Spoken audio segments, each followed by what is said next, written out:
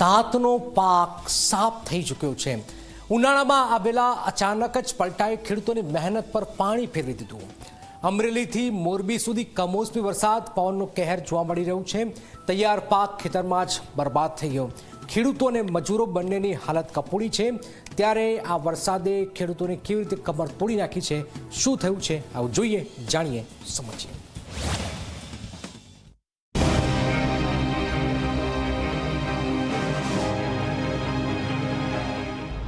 કુદરતનો કહેર,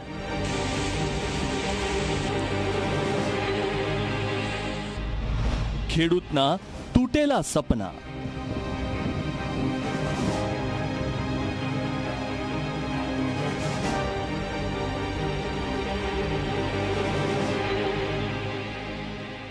અમરેલી જિલ્લામાં છેલ્લા 2 દિવસથી કમોસમી વરસાદ વરસી રહ્યો છે।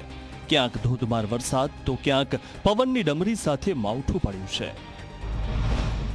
ચણા, ઘઉં અને ડુંગળી જેવા પાકોને ભારે નુકસાન થયું છે। ખેડૂતો જે પાક લણવાની તૈયારીમાં હતા એ પાક હવે ખેતરમાં જ બગડી ગયો છે। મારે 30, 40, 50 વીઘા જમીન છે, એટલે લગભગ છેલ્લા 2 દિવસથી કમોસમી વરસાદ થતા ખેડૂતને તમામ પાક ફેલ થઈ ગયો છે। ઘઉં, ચણા, ડુંગળી, બાજરો, શિયાળો પાક તમામ ફેલ થઈ ગયો છે। તમે પાછળ જોઈ શકો છો, વરસાદ વરસ્યો, માવઠું થયું એટલે ચણાનો પાક વઢાતો હતો, મારે વઢાતો તો ચણા કાઢવાના હતા, એટલે ગઈકાલે માવઠું થયું એટલે તમામ પાક ફેલ થઈ ગયો। ચણાના પાથરા વરસાદમાં પલળી ગયા છે તો ઘઉંનો પાક જમીન પર ઢળી પડ્યો છે। એક તરફ કુદરતનો પ્રહાર અને બીજી તરફ ખેડૂતોની મહેનત બરબાદ। ખેડૂતોની હાલત હવે કફોડી બની ગઈ છે। કાલે પવન ને વાવાઝોડું વરસાદ આવ્યો, ઘઉં મારા 15 વીઘાના હતા અને ચણા 15 વીઘાના, એ બધા ઉડી ગયા અને ઘઉં ઢળી ગયા અને ઘઉંની ઘૂઘરી થઈ ગયા। હવે એ ઘઉં ખાધા જેવા રહ્યા નથી। હવે ખેડૂતને સોમાં તો માર્યા, તો હવે ઉનાળા પાકમાં માર્યા। હવે આવતા વર્ષે આમાં પાક ઓલું લઈ લો, આપણે ઉત્પાદન લેવું સારું તો શાળામાં આપણે ઓલા સોમામાં આપણે પૈસા આવે તો કાંક વાવેતર પછી લેવાય ખાતર બિયારણ। આ ખાતર બિયારણના પૈસા રહેવા ન દીધા આમાં। હવે અમારે સમય વાવવું એમ થઈ ગયું અને બહુ નુકસાની થઈ અમારે ખેડૂતને।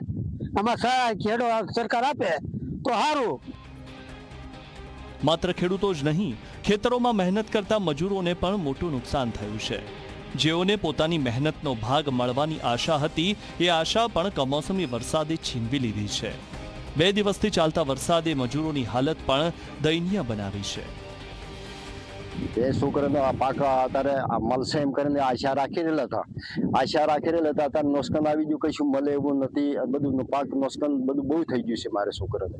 ભાગ રાખેલું તો મારે છોકરાને એટલે કઈ મળે એવું નહીં થયું। વાવાઝોડું થઈ ગયું, સોમાજા જેવું થઈ ગયું છે। મારે છોકરા આશા રાખી રહેલા હતા તે અમે ઘઉં ચણા વેચશું તો અમને પૈસા મળશે। અમારે છોકરાને આશા એવી રાખી રહેલા હતા અમને આમ નુકસાન થઈ ગયું તો અમને પૈસા મળે એવા નહીં। અમરેલી જેવી જ સ્થિતિ મોરબી જિલ્લામાં પણ જોવા મળી રહી છે। જીરું, ચણા, લસણ અને ઘઉં જેવા તૈયાર પાકો બરબાદ થઈ ગયા છે। ભારે પવનના કારણે પાથરા ઉડી ગયા છે અને અનેક જગ્યાએ વૃક્ષો અને હોર્ડિંગ્સ પણ ધરાશાયી થયા છે। ઘઉં, ચણા, લણ આમાં નુકસાન ઘણું થયું। પવન જાજો હતો, વરસાદ આવ્યો અને ખેતીમાં પાકમાં બધાને નુકસાન એટલું થયું છે તો વાત મૂકી દો તો નુકસાનનું પાર નથી રહ્યો। મારા ખેતરમાં ચણા છે, લણ છે, જીરું થોડુંક હતું, બધામાં નુકસાન થયું। કેટલું નુકસાન થયું તમને? નુકસાન એટલે માપ વગરનું બધું આડું પાડી દીધું હાવ। ખેડૂતો લણણી પહેલા પાકને બચાવવા માટે તૈયારીમાં હતા, પણ અચાનક આવેલા પવન અને વરસાદે બધું જ વેર વિખેર કરી નાખ્યું। હવે ખેડૂતો સરકાર પાસે તાત્કાલિક સર્વે અને વળતરની માંગ કરી રહ્યા છે।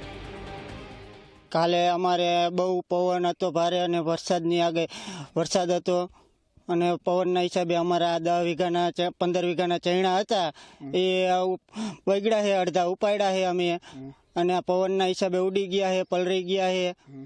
એ બહુ નુકસાની આવી છે। અમે ભાગી આવને અમારે શું કરવાનું આમાં? જો સમયસર સહાય નહીં મળે તો આગામી સિઝનમાં વાવેતર કરવું પણ ખેડૂતો માટે મુશ્કેલ બનશે।